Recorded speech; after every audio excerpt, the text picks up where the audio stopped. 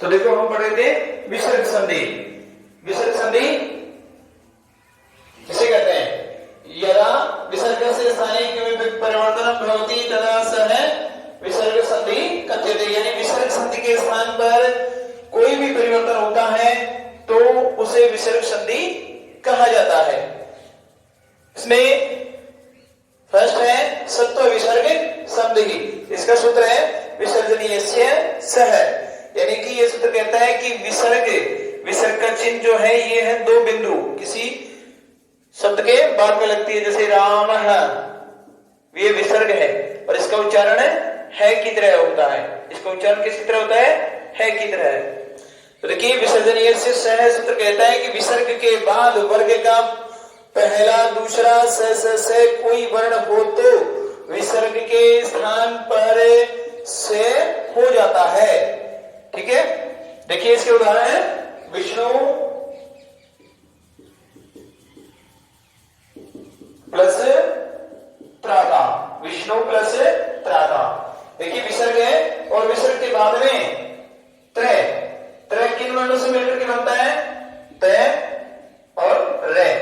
तो ये वर्गीय वर्ण है तय और एक नंबर पोजीशन पर है अपने वर्ग में, तो यहां पर तय है। तो विसर्ग के बाद में वर्ग का पहला दूसरा वर्ण है, तो ये पहला वर्ण है। तो अब क्या हो जाएगा? विसर्ग के स्थान पर से हो जाएगा। वर्ण मिला देते हैं इसके, विष्णु स्त्राता, विष्णु स्त्राता। ठीक है, धनु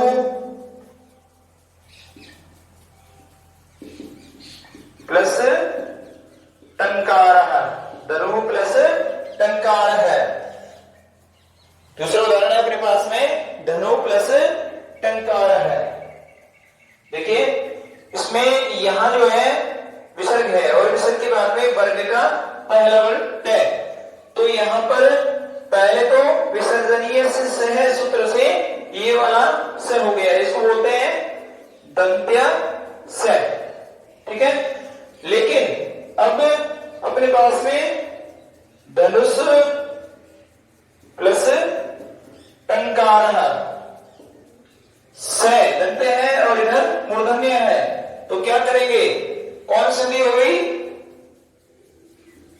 ष्टुत्व व्यंजन संधि। ष्टुत्व व्यंजन संधि में ष्टुनाष्ट सूत्र इसको मूर्धन्य स में परिवर्तित करेगा। ये बन जाएगा अब धनुष टंकार है, धनुष टंकार है। ठीक है बच्चों, समझ में आ रहा होगा? और देखिए उदाहरण नेह प्लस छल है। नेह प्लस छल है, विसर्ग है और विसर्ग के बाद में वर्ग का दूसरा वर्ण है ये छ वर्ग का दूसरा वर्ण है छ।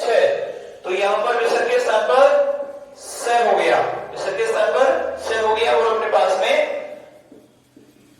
निस प्लस छल है। अभी एक संधि और होगी इसमें, बताइए। छ है, ये तालव्य वर्ण है और ये स है, ये दंते वर्ण है। तो तालव्य और दंते जब आपस में संधि करते हैं तो दंते के स्थान पर भी तालव्य ही आते हैं। तो यहां पर स है तो इस स के स्थान पर ये तालव्य स और ये बन जाएगा निश्चल है, निश्चल है। देखिए इसका सेकंड सूत्र है सत्व विसर्ग संधि का वासरी। वासरी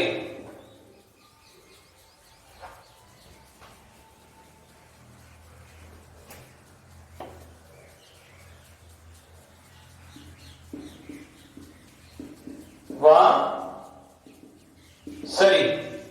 वासरी सूत्र कहता है कि विसर्ग के स्थान पर वासरी सूत्र कहता है कि विसर्ग के स्थान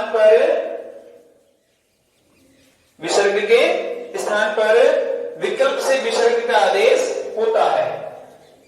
विसर्ग के स्थान पर विसर्ग का विकल्प से आदेश होता है। सर प्रत्याहार में कौन कौन से वर्ण है? सर में से और से तीनों वर्ण हैं। ये सर प्रत्याहार है। इस सर प्रत्याहार में बाद में होने वाले पर है, यानी कि हरि प्लस से थे।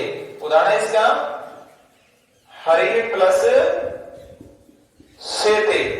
अब देखिए विसर्ग है और विसर्ग के बाद में श है, जो अपने उस संधि में पढ़ा था विसर्जनीय से सह में। विसर्जनीय से में कहा कि वर्ग का विसर्ग के बाद में वर्ग का पहला और दूसरा वर्ण और से हो, तो विसर्ग के स्थान पर क्या हो जाएगा? स। विसर्ग के स्थान पर स हो गया। अब यहां पर दंते और तालव्य दो वर्ण है, तो दंते के स्थान पर तालव्य हो जाएगा। तो ये हो गया यहां पर विसर्जनीय से सूत्र से हरिष्य थे। ये तो किससे हुआ? विसर्जनीय से सूत्र से। ये हो गया विसर्जनीय सह सूत्र से, ठीक है। और अब वासरी करेगा विकल्प से कि विसर्ग के बाद में अगर सर प्रत्याहार होता है, विसर्ग के बाद में सर प्रत्याहार होता है तो विकल्प से होगा, एक बार होगा एक बार नहीं होगा। तो यहां पर हरि प्लस शेते, हरि प्लस शेते ऐसे बन जाएगा। ये विकल्प से बन गया और ये वासरी सूत्र के द्वारा बन गया। ठीक है बच्चों। अब देखिए विसर्ग का उ कैसे बनता है, यानी कि उत्व विसर्ग संधि। उत्व विसर्ग संधि, उत्व विसर्ग संधि, उत्व विसर्ग संधि। उत्व विसर्ग संधि में सूत्र है अतो रोर अप्लुता दप्लुते, अतो रोर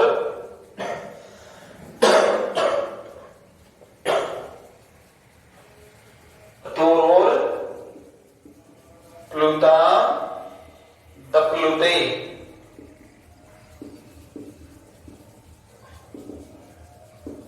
अतोरोर प्लुता दप्लुते। ये सूत्र कहता है कि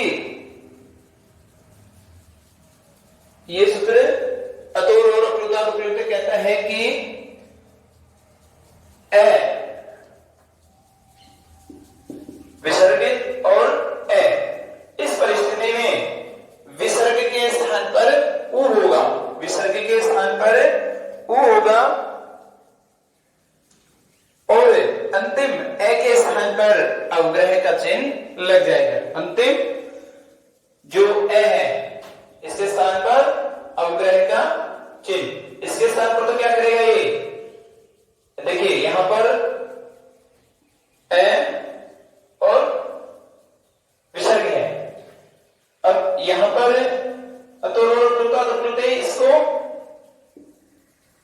उ कर देगा, उ कर देगा तो परिस्थिति ये हो गई ए और उ, तो दोनों में संधि होगी गुण है, गुण संधि होगी। तो ए यहां के बाद में उ होता है तो क्या हो जाएगा? ओ। तो यहां पर वैसे तो ये इसकी तरफ से होता है, लेकिन अतोरोर प्लुता दप्लुते डायरेक्ट इसको क्या करता है? उ करके ओ कर देता है। तो यहां पर ओ, समझ गए बच्चों? उत्व विसर्ग संधि यानी विसर्ग का उत्व करते हैं बाद में पूर्ण संधि होती है, ओ आता है प्रथम पद के अंत में ए और विसर्ग होने पर। ठीक है, तो अतोप्लुता ये कहता है कि इस कंडीशन में ओ होगा और यहां पर ए का अवग्रह होगा। एक तरह से देखे तो पररूप संधि होती है और बाद में क्या हो जाती है, इसमें पररूप संधि हो जाती है। पररूप संधि का क्या नियम था? पररूप संधि का नियम था ए या ओ, उसके बाद में ए हो तो क्या होगा? ठीक है, यहां देखिए सहधन अपि, सहधन अपि, सहधन अपि विसर्ग है और विसर्ग के बाद में डायरेक्ट इसको ऊ कर देते हैं तो स का सो हो गया और अपि का अवग्रह अपि। देखिए ये जो है इसको ए की ध्वनि निकलती है, इससे इसका उच्चारण करेंगे तो ए की ध्वनि निकलेगी, न कि डे की। ठीक है, ये ए की ध्वनि निकलेगी। तो अब इसको मिलाएंगे तो ये बन जाएगा शोअपि, ये बन गया शोअपि। इसी तरह से और भी सूत्र है, और भी उदाहरण है, जैसे रामः अयम्, रामः अयम् विसर्ग, उसके बाद में विसर्ग के स्थान पर हो जाएगा रामो और ए का अवग्रह और ये अयम्, रामो अयम्। ठीक है बच्चों, समझ में आ गया होगा। आगे देखते हैं और इसमें 3 सूत्र हो रहे हैं इसके। सब सूत्र देखिए, दूसरा है इसमें हसी च, इसका उत्तर विसर्ग संधि का ही सूत्र है हसी च। इसी का सूत्र है हसी च। हसी च कहता है कि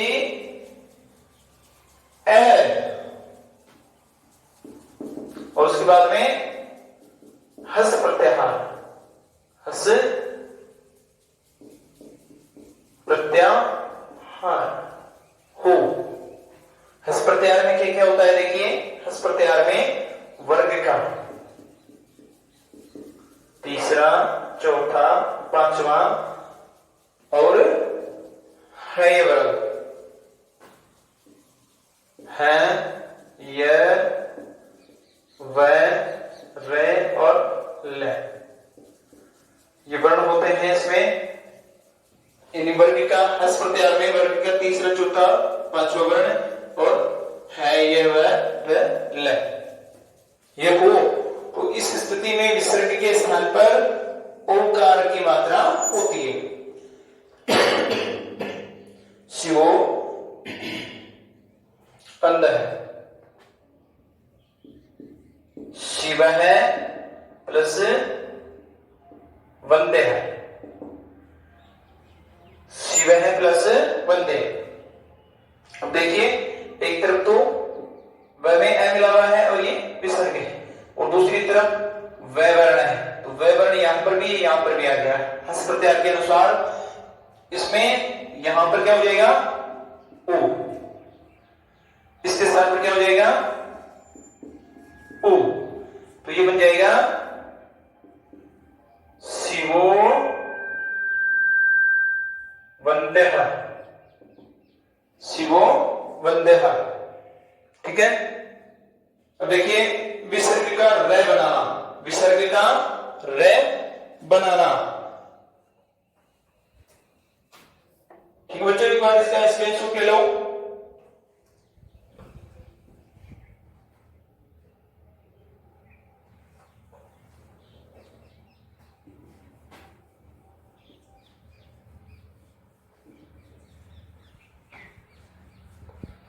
अब हम पढ़ेंगे विसर्ग का रे कैसे बनता है। विसर्ग का र, विसर्ग का र बनता है, यानी विसर्ग का स भी बनता है, उ भी बनता है और र भी बनता है। देखिए इचो असी विसर्ग से रेफा है, इसका सूत्र है इचो असी विसर्गस्य रेफः। देखिए क्या कहता है सूत्र, यदि प्रथम पद के विसर्ग से पूर्व ए अथवा आ के अतिरिक्त कोई स्वर हो, यदि प्रथम पद के विसर्ग से पहले, यानी ये विसर्ग है, इस विसर्ग से इधर पहले ए या आ को छोड़कर, ए या आ को छोड़कर अन्य स्वर हो, अन्य स्वर हो, तो या उसके बाद में विसर्ग के बाद ये विसर्ग आ गया और इस प्लस का, और इसके बाद में इधर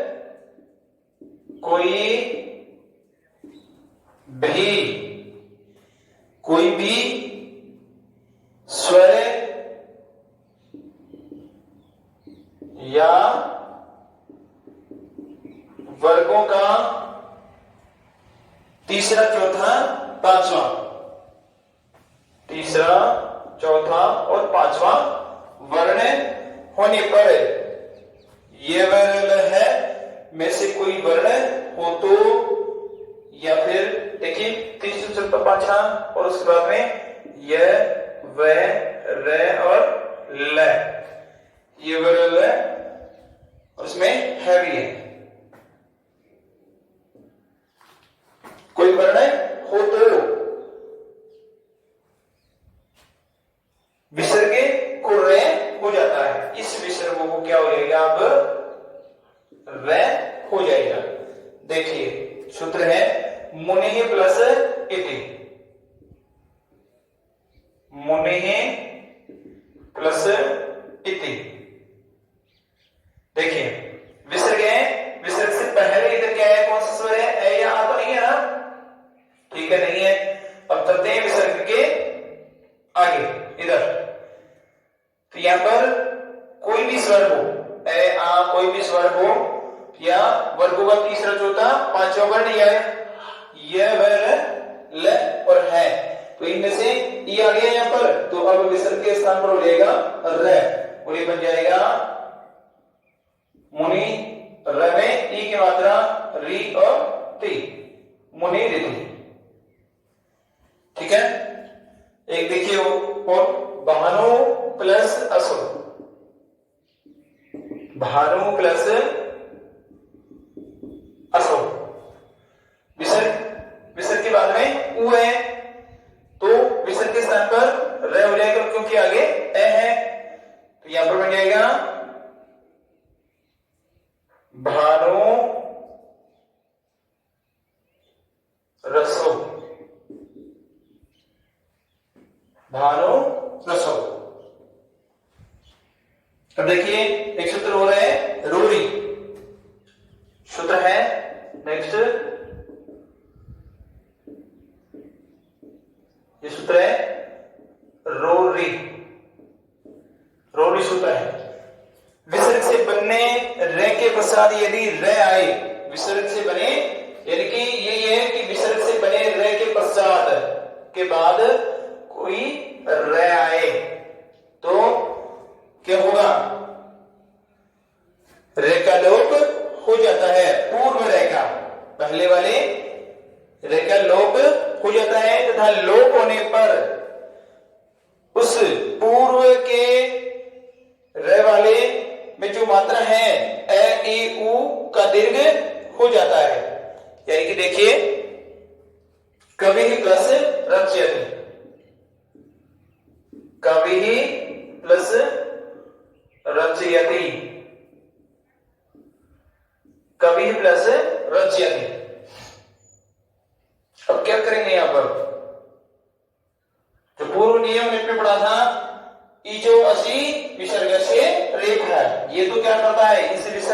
स्थान पर रे कर देता है और ये बन गया कबीर रचयति, ऐसा बन गया। अब यहां पर भी रहे, यहां पर भी रहे, तो पूर्व रे यानी विसर्ग वाले इस रे का लोप हो जाएगा और जैसे इसका लोप होगा इस वी में जो मात्रा है ए की वो दीर्घ हो जाएगी। कौन कौन से वाले दीर्घ होंगे? अ, ई और उ, ये वर्ण होंगे दीर्घ हो जाएगा। ठीक है, तो यहां पर ई है तो इसका दीर्घ हो जाएगा और ये बन जाएगा ई। ये कवि रचयति। ठीक है विद्यार्थियों, आज की क्लास में इतना ही और आपकी जो संधि है वो समाप्त हो गई है।